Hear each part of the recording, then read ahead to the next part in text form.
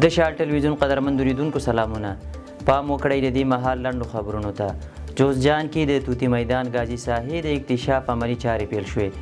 د کانونو او پېټرولیم وزارت ویلي د توتی میدان د غازی ساحې عملی اکتشاف چارې نن یکشنبه د لوړپوړو دولتي چارواکو په حضور کې پیل شوې. د ریاست الوزرا اقتصادي مرستیال مولا عبدالغني برادر اخون پرانیست غونډې ته د وینا پر مهال ویلي چې د دې پروژې له بشپړېدو سره به د افغانستان د طبیعي ګازو صادرات بهر ته پیل شي چې دا به د هیواد د سوداګرۍ په وضعیت او اقتصادي وده کې مهم رول ولوبوي. نوموړي له پیرودونکو او پانګوالو غوښتي چې د تیر په څیر د افغانستان په بېلابېلو برخو کې پانګونه وکړي او په اقتصادي پرمختګ کې ونډه واخلي. همداراز د کانونو او پېټرولیم وزیر مولا هدایت الله بدري وایي چې د توتی میدان غازی ساحې استخراج قرارداد د ایرالکام ازبکستاني شرکت ته د 15 کلونو لپاره ورکړل شوی چې دغه غازي معدن کې ډېر څاګانې موجودې دي. دغه غازي ساحه په جوزجان ولایت کې ده چې 2000 کیلومتره مربع مساحت په بر کې نیسي. د دې تړون له مخې قراردادي شرکت به په لومړي کال کې 100 میلیون ډالر او په لسو کلونو کې 1 میلیارډ ډالر پانګونه کوي. د مسؤلینو په وینا د پروژې په لومړیو 2 کلونو کې به له استخراج شوي ګاز 100 میګاواټه برېښنا هم تولید شي.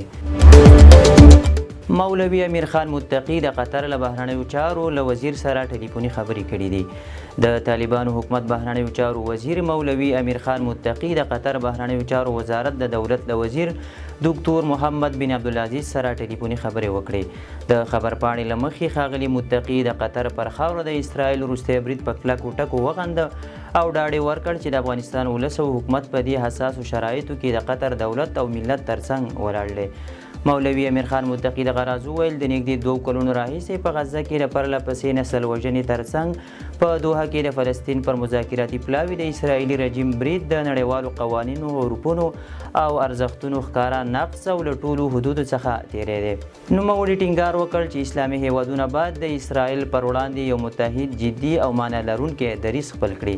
ورته مهال له قطر بهرنیو چارو وزارت د دولت وزیر د طالبانو حکومت له لوري د دې برید د غندنې او د قطر د ملاتړ څخه مننه وکړه او دغه ګام یې د ورورګلۍ ښکاره نښه وبلله. د هرات خواب اوسپنې پټلۍ د وروستي پړاو عملي چارې هم پیل شوې. د هرات خواب اوسپنې پټلۍ د 4مې قطعې د 2یم پاس چارې د څه باندې 450 میلیون ډالرو په لګښت پیل شوې. د هرات والي شیخ مولانا اسلام جار د دې پروژې د پرانیستي په مراسمو کې وویل د 4مې قطعې د 2یم پاس چارې د هرات خواب ریل پټلۍ بشپړېدل دي چې افغانستان د اوسپنې پټلۍ له لارې له ایران اروپا سره نښلوي. د ټولګټو چارو وزارت ویان محمد اشرف حق شناس وایي د ایران له بندر عباس د 1 ټن مال لیږد $130 یا تر دې ډیر لګښت درلوده چې د دې مسیر پر فعالېدو سره به دغه لګښت $40 ته راکم شي. د خواب هرات اوسپنې پټلۍ 226 کیلومتره اوږدوالی لري چې 70 کیلومتره یې د ایران په خاوره او پاتې 149 کیلومتره یې د افغانستان خاوره کې دننه ده چې چارې به یې د 450 میلیونه او $600,000 په لګښت په 3 کلونو کې بشپړې شي. کونړ کې زلزله ځپلو ته د نغدي مرستو د ویش لړۍ پیل شوه. له پیښو سره د مبارزې د چمتووالي ملي اداره وایي کونړ زلزله ځپلو ته د نغدي مرستو د ویش لړۍ پیل شوه. د یادې ادارې مشر مولوي نورالدین ترابي ویلي چې د هر قرباني کورنۍ ته 100,000 او د هر ټپي کورنۍ ته به 10,000 افغانۍ ورکړل شي. د یادې ادارې د خبرپاڼې له مخې د دغو مرستو د ویش بهیر پرون د کونړ ولایت د څوکۍ ولسوالۍ د دې وګل درې په چلس او اندرلچک سیمو کې پیل شوی او د کونړ ولایت ټولو زلزله ځپلو سیمو ته به وغځول شي. همداراز د رئیس الوزرا اقتصادي مرستیال مولا عبدالغني برادر کونړ ته د سفر پر مهال زلزله ځپلو ته ډاډ ورکړی چې هڅه کوي د ویجاړو کورونو د بیا رغولو لپاره امکانات برابر کړي. د رسمي ارقامو پر بنسټ کونړ کې د تیرې زلزلې له امله تر دې مهاله د شهیدانو شمېر 2215 او د زخمیانو 3640 تنو ته لوړ شوی او 6702 کورونه ویجاړ شوي دي. له افغانستان څخه په لومړي ځل د غوښې صادرات پیل شول. د افغانستان د کرنې اوبو لګولو او مالدارۍ وزارت په یوه اعلامیه کې ویلي چې په لومړي ځل د غوښې د صادراتو بهیر د بلخ ولایت په دولتي مسلخ کې په ازمایښتي ډول پرانیستل شو. د مسؤلینو په وینا د دې بهیر د پرانیستي مراسم د مالدارۍ او حیواني روغتیا عمومي رئیس مفتي ذاکر الله ذاکر د وزارت د سلاکارانو یو شمیر مسؤلینو او سوداګرو په حضور کې ترسره شول. د خبر پاڼې له مخې د بلخ حکومتي مسلخ او نور مسلخونه چمتو دي چې د ټاکل شویو معیارونو پر بنسټ څاروي حلال کړي او د صادراتو لپاره یې غوښه چمتو کړي.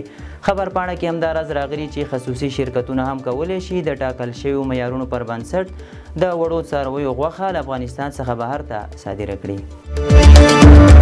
هرات کې د ریکشا او موټر سایکلونو د تولید فابریکه پرانیستل شوه. د هرات په صنعتي پارک کې د $10 ملیون په پانګونې سره د ریکشو او موټر سایکلونو د تولید او بسته‌بندۍ کار فابریکې په فعالیت پیل وکړ. د یادې فابریکې د پلور مسؤل ګل محمد احراري وایي چې اوس مهال د ریکشا او برېښنایي موټر سایکلونو فابریکه کې شاوخوا 100 تنه کارکوونکي په بېلابېلو برخو کې په کار بوخت دي.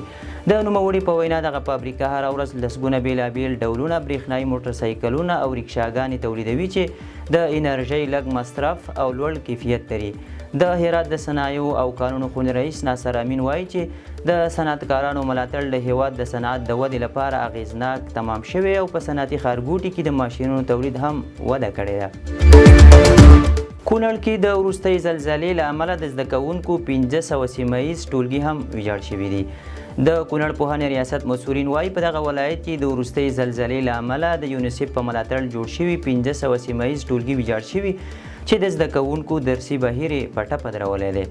د کونړ د پوهنې رئیس محب الله هیدري وایي په نورګل، څوکۍ، نارنګ، سرکاڼو، وټپور، ماڼوګي، چپې درې، شیګل، دانګام، خاص کونړ او د مرکز اسداباد په ګډون په لرې پرتو ساحو کې محلي صنفونه چې یونیسف د خلکو په کورونو کې جوړ کړي وو زلزلې تخریب کړي چې له امله یې زرګونه شاګردان له زده کړو محروم شوي دي. هغه له حکومت او نړیوالو مرستندویه بنسټونو غوښتي چې د ویجاړو شویو سیمه ییزو ټولګیو د بیا رغونې او بیرته فعالېدو په موخه بیړني ګامونه پورته کړي.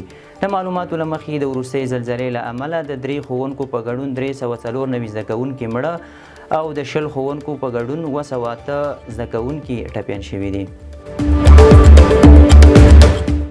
سپینې ماڼۍ د چارواکو خوندیتوب لپاره د $58 ملیون غوښتنه کړې ده.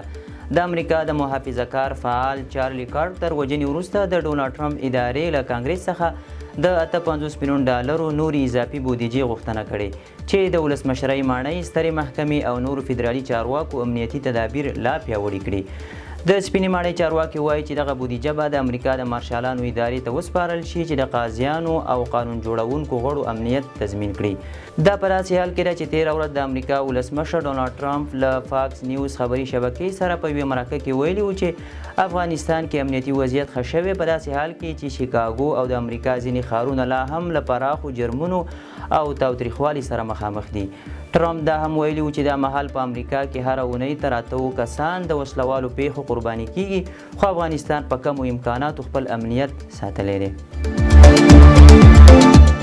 قطر د عربي اسلامي نړۍ بیړنۍ ناسته جوړوي. قطر اعلان کړی چې د دوشنبې په ورځ به دوحه کې د عربي او اسلامي هیوادونو یوه بیړنۍ ناسته جوړه کړي. د قطر بهرنیو چارو وزارت ویان ماجد بن محمد الانصاري ویلي ناسته د اسرائیلو لخوا پر قطر د شوي برید وروسته راوړل شوې ده. د ناستې ایجنډا کې د یو پریکړه لیک مسودې څېړل شامل دي چې پکې به د اسرائیلو د برید غندنه، د قطر د خپلواکۍ او حاکمیت ملاتړ او د نړیوالو سازمانونو له لارې د اسرائیلو پر وړاندې قانوني او ډیپلوماتیک ګامونه پورته کول شامل دي. لندن کې د کډوالو پر ضد لاریونونه په تاوتریخوالي اوښتي.